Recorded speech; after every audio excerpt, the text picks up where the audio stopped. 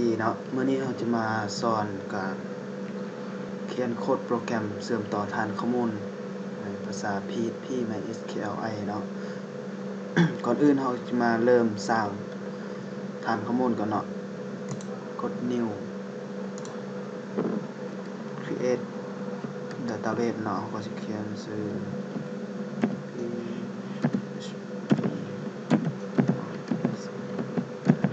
นี่เนาะอันนี้ซื้อฐานข้อมูลเราจากนั้นเราก็เลือก UTF-8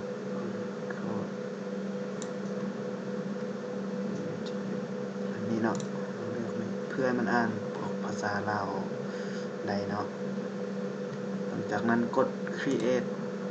มันจะได้มาแบบนี้เนาะได้ฐานข้อมูลมาจากนั้นเราก็จะมา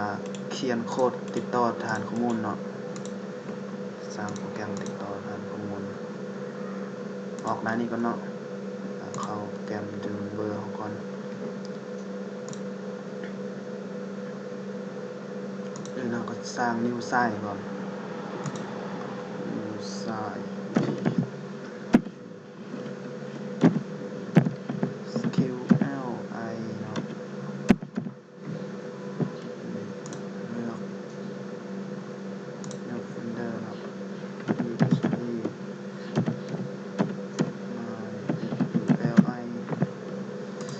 จากนั้นเราก็เลือกโฟลเดอร์นี้เนาะ select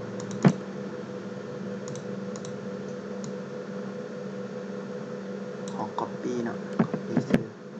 จากนั้นเรามาเข้าเซิร์ฟเวอร์นี่กดบนไม้บวกเนาะเลือก PHP MySQL ใส่อันนี้ก็เลือกเป็น local network แล้วก็เลือก folder เนาะ จากนั้นก็พิมพ์ IP เนาะ270/php/MySQLi เนาะจากนั้นก็กด save อันนี้ก็กดเป็น testing เนาะจากนั้นกด save วันนี้เราจะมาสร้างโปรแกรมเชื่อมต่อฐานข้อมูลใน PHP MySQLi เนาะ new file ขึ้นว่าไฟล์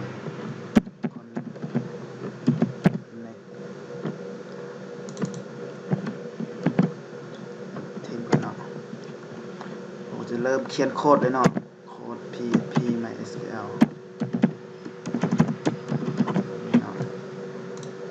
นั้นเราก็มาสร้างตัวเปลี่ยนเนาะสร้างตัวเปลี่ยน config แล้วก็เก็บข้อมูลแบบ array เนาะ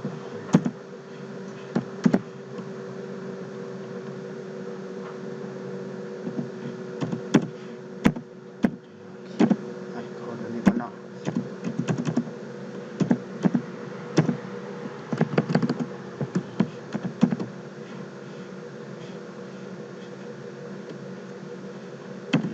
เขียนเก็บค่าแบบ array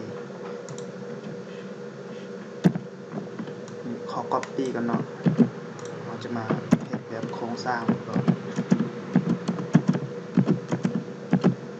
แบบใน5อันนี้ก็ตกแต่งโค้ดงามแท็บนี่เนาะจากนั้นเราก็จะมาเริ่มเขียน array เนาะที่เก็บ host ก็คือ IP เนาะ270.1.1เนาะอันนี้ก็ user เนี่ย user เก็บ root ปัจจุบันเป็น pass เก็บรหัสผ่านเนาะ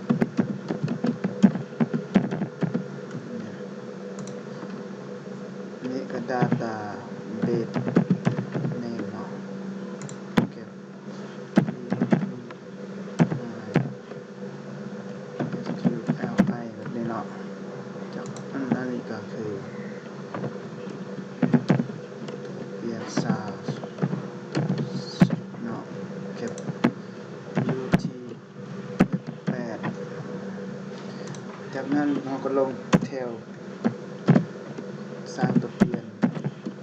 คอนเนาะเท่ากับ new li แบบนี้เนาะเราก็เอิ้นตัวเปลี่ยน config นี่เนาะมาเราก็เก็บ host จากนั้นเราก็มาเอิ้นอีกเนาะ config เก็บ user จุดconfig เนาะเก็บ path จากนั้นก็มาอีก config เก็บ database name แบบนี้เนาะลงแชลเรียบตัวเป็นเอียงคอนเนาะคอยเตอร์ไปหา charges เนาะ set charges เนาะ charges ตัวนี้ก็จะเก็บตัวเปลี่ยนเราจะมาเก็บตัวเปลี่ยนมันเนาะ config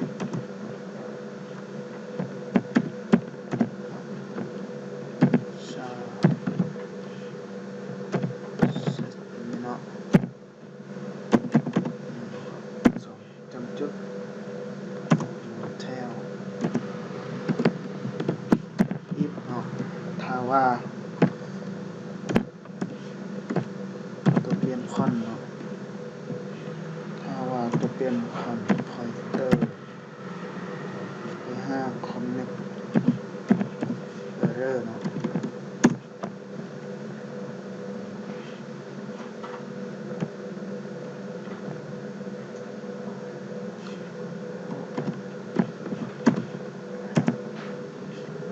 ใช่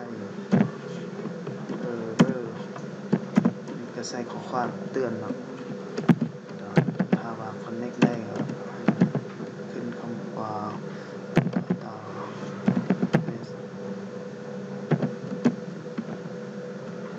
database ถ้าว่าเสื่อมต่อบ่ได้เนาะ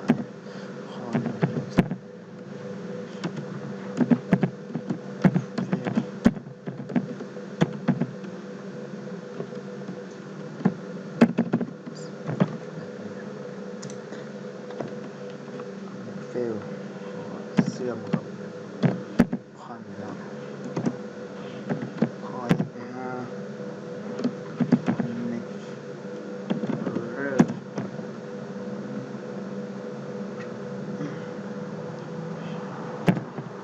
อี user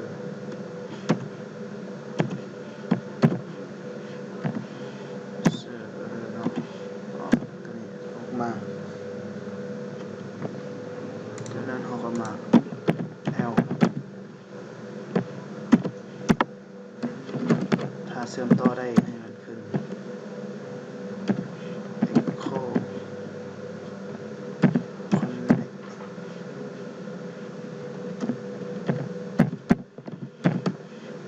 เนาะจบ อันนี้ก็คือโค้ดโปรแกรมเสื่อมต่อฐานข้อมูล PHP MySQL เนาะอันนี้เราเก็บค่าแบบ array บัดนี้เราจะมาเทสเนาะมาทดลองเซฟแล้วลองรันเบิ่งเนาะมันเสื่อมต่อได้แท้บ่กด F12 เนาะอันนี้เนาะเรียบร้อยก็คือได้เสื่อมต่อฐานข้อมูล PHP MySQL เรียบร้อยเนาะนี่เราก็ลองเปลี่ยนนั่นว่าเราลองเปลี่ยนฐานข้อมูลสมมุติมันผิดเนาะเปลี่ยนเอามั่วเนาะลองรันไปอันนี้เนาะมันก็จะ error นะพี่ก็คือเสื่อมต่อฐานข้อมูลบ่ได้กลับคืนเนาะ